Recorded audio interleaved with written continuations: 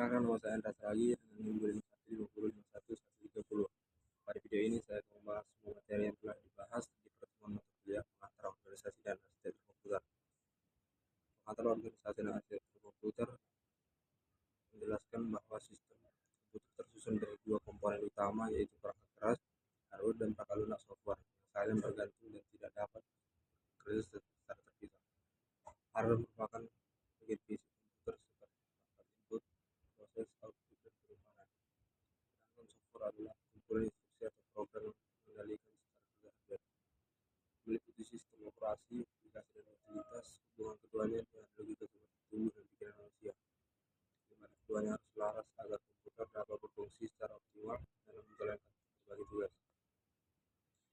Perangkat eksternal dan hierarki sistem memori. Materi ini membahas perangkat eksternal komputer yang berfungsi sebagai sarana input, output, dan penyimpanan data seperti keyboard, mouse, monitor, printer, dan media penyimpanan eksternal. Selain itu dijelaskan konsep hierarki sistem memori yang mengumpulkan memori berdasarkan kecepatan, kapasitas, dan biaya, mulai dari register, cache, RAM, hingga penyimpanan sekunder dan eksternal. Semakin dekat memori ke CPU, semakin cepat aksesnya, namun kapasitasnya kecil, sehingga hierarki memori berperan penting dalam meningkatkan efisiensi dan kerja sistem komputer. Introduction to Logic Gate. Materi gerbang logika membahas konsep dasar rangkaian digital yang bekerja menggunakan sistem bilangan biner, yaitu 0 dan 1. Gerbang logika seperti AND, OR, NOT, NAND, NOR, XOR, dan XOR berfungsi sebagai elemen dasar membentuk sirkuit digital yang melakukan operasi logika tertentu berdasarkan input yang diberikan. Setiap gerbang memiliki tabel kebenaran yang menunjukkan hubungan antara input dan output, dan penerapannya sangat luas dalam perangkat elektronik seperti komputer, kalkulator, dan sistem kontrol digital. RSC dan CISC. Materi ini menjelaskan perbedaan konsep arsitektur prosesor RSC dan CISC. RSC menekankan penggunaan instruksi yang sederhana, jumlah instruksi sedikit, dan eksekusi cepat. Sedangkan CISC menggunakan instruksi yang lebih kompleks dengan tujuan memperkecil jumlah baris query program. Perbedaan keduanya terlihat dari cara kerja instruksi dan desain hardware, efisiensi eksekusi, serta contoh penerapannya pada prosesor modern seperti ARM atau untuk RSC dan Intel x86 untuk CISC. Serta layout dan arsitektur dan komputer. Materi ini membahas secara mendalam arsitektur RSC sebagai hasil evolusi desain komputer yang berfokus pada penanganan instruksi, penggunaan banyak register, dan optimalisasi pipelining untuk kinerja. Unit control merupakan bagian penting dari CPU yang berfungsi mengatur dan mengendalikan seluruh aktivitas pemrosesan data di dalam komputer. Unit ini bertugas mengarahkan aliran data antara komponen-komponen seperti ALU, register, dan memori, dan perangkat input-output agar setiap instruksi dapat dieksekusi dengan benar. Dalam menjalankan fungsinya, unit kontrol bekerja melalui siklus instruksi yang meliputi pengambilan instruksi dari memori atau fetch, penerjemahan instruksi dari decode, pelaksanaan instruksi execute, serta penyimpanan hasil.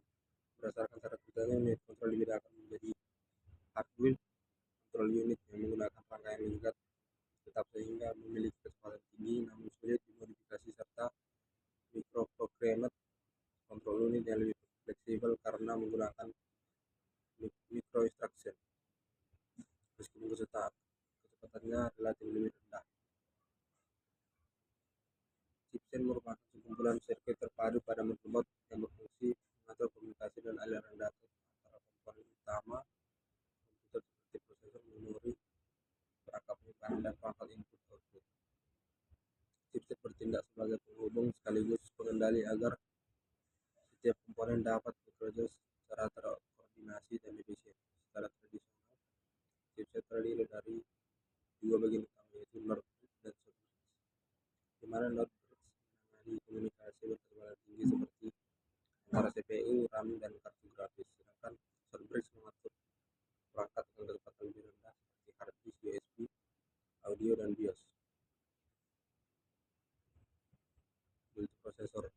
Sistem multiprosesor adalah konfigurasi komputer yang menggunakan dua atau lebih unit memproses dalam satu sistem untuk memproses program secara bersamaan dalam konteks perangkat keras.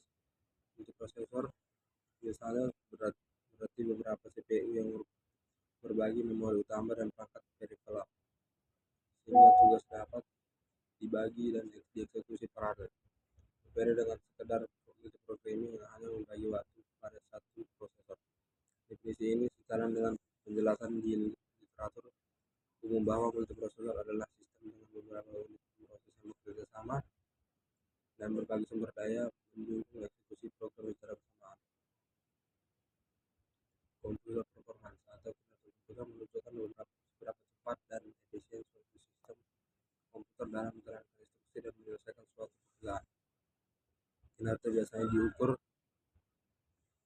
berdasarkan waktu eksekusi serta efisiensi penggunaan sumber daya seperti CPU, memori, dan sistem input-output. Faktor-faktor yang mengaruhi kinerja komputer meliputi jumlah siklus instruksi, arsitektur CPU, ukuran, dan kecepatan memori, serta kemampuan sistem dalam proses tugas secara paralel. Selain itu, peningkatan kinerja tidak selalu bergantung pada perangkat keras, tapi juga dipengaruhi oleh optimalisasi perangkat lunak dan sistem operasi.